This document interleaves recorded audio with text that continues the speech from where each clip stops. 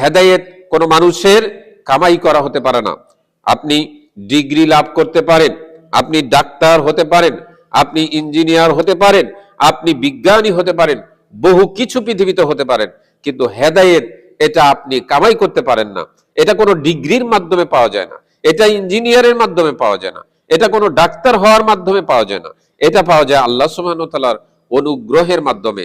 আসসালামু আলাইকুম ওয়া রাহমাতুল্লাহি ওয়া বারাকাতুহু। ইন্নাল হামদুলিল্লাহ নাহমাদুহু ওয়া নুসাল্লি আলা রাসূলিহিল কারীম, আম্মা বা'দ। প্রশংসা আল্লাহর জন্য, শান্তি অবতীর্ণ হোক জনাবে মুহাম্মদুর রাসূলুল্লাহ সাল্লাল্লাহু আলাইহি ওয়াসাল্লামের প্রতি। হেদায়েত খুবই মূল্যবান একটি সম্পদ।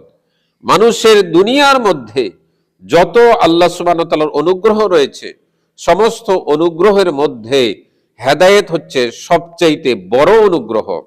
পবিত্র কোরআনুল কারীমের সূরাতুল বাকারার ৫ নম্বর আয়াতে আল্লাহ সুবহানাহু ওয়া তাআলা বলছেন, উলাইকা আলা হুদাম মির রাব্বিহিম ওয়া উলাইকা হুমুল মুফলিহুন।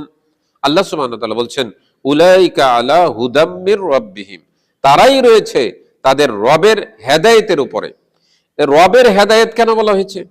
কারণ হচ্ছে হেদায়েত কোনো মানুষের কামাই করা হতে পারে না। আপনি ডিগ্রি লাভ করতে পারেন, আপনি ডাক্তার হতে পারেন, আপনি ইঞ্জিনিয়ার হতে পারেন, আপনি বিজ্ঞানী হতে পারেন, বহু কিছু পৃথিবীতে হতে পারেন, কিন্তু হেদায়েত এটা আপনি কামাই করতে পারেন না। এটা কোনো ডিগ্রির মাধ্যমে পাওয়া যায় না, এটা ইঞ্জিনিয়ারের মাধ্যমে পাওয়া যায় না, এটা কোনো ডাক্তার হওয়ার মাধ্যমে পাওয়া যায় না। এটা পাওয়া যায় আল্লাহ সুবহানাহু ওয়া তাআলার অনুগ্রহের মাধ্যমে। আল্লাহ সুবহানাহু ওয়া তাআলা পৃথিবীতে নবীদেরকে পাঠিয়েছেন, এটা আল্লাহ সুবহানাহু ওয়া তাআলার অনুগ্রহ। আল্লাহ সুবহানাহু ওয়া তাআলা পৃথিবীতে আসমানি গ্রন্থ পাঠিয়েছেন, এটা আল্লাহ সুবহানাহু ওয়া তাআলার অনুগ্রহ। পৃথিবীতে আল্লাহ সুবহানাহু ওয়া তাআলা কোরআন পাঠিয়েছেন, এটা আল্লাহ সুবহানাহু ওয়া তাআলার অনুগ্রহ। আল্লাহ সুবহানাহু ওয়া তাআলার অনুগ্রহে মানুষ হেদায়েত প্রাপ্ত হয়।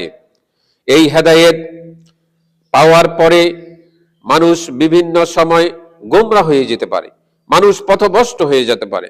হেদায়েত পাওয়ার পরেও গোমরা হতে পারে, হেদায়েত পাওয়ার পরেও পথভ্রষ্ট হতে পারে। তাই আল্লাহ সুবহানাহু ওয়া তাআলার কাছে দোয়া চাইতে হয়।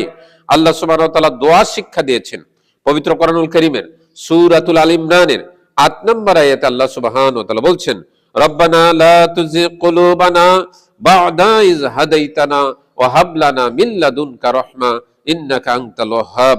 আল্লাহ সুবহানাহু ওয়া তাআলা শিক্ষা দিয়েছেন, রব্বানা লা তুযিগ কুলুবানা, হে আমাদের রব, আমাদের প্রতিপালক, আমাদের অন্তরকে তুমি বাঁকা করে দিও না।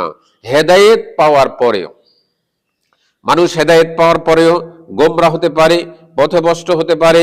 তাই আল্লাহ সুবহানাহু ওয়া তাআলা মানুষকে শিক্ষা দিয়েছেন যে তুমি যেন হেদায়েতের উপরে থাকতে পারো, স্থির থাকতে পারো, সেই জন্য তুমি তোমার রবের কাছে দোয়া করবে, রব্বানা লা তুযিগ কুলুবানা বা'দা ইয হাদাইতানা, হে আমাদের প্রতিপালক, আমরা হেদায়েত পাওয়ার পরে আমাদের অন্তরকে তুমি বাঁকা করে দিও না। আল্লাহ সুবহানাহু ওয়া তাআলার যে হেদায়েত মানুষের উপরে, এটা আল্লাহ সুবহানাহু ওয়া তাআলার বিশেষ একটি অনুগ্রহ, বড় একটি অনুগ্রহ। আল্লাহ সুবহানাহু ওয়া তাআলা এত মূল্যবান অনুগ্রহ। হেদায়েত আল্লাহ সুবহানাহু ওয়া তাআলা যাকে চান তাকেই দেন না।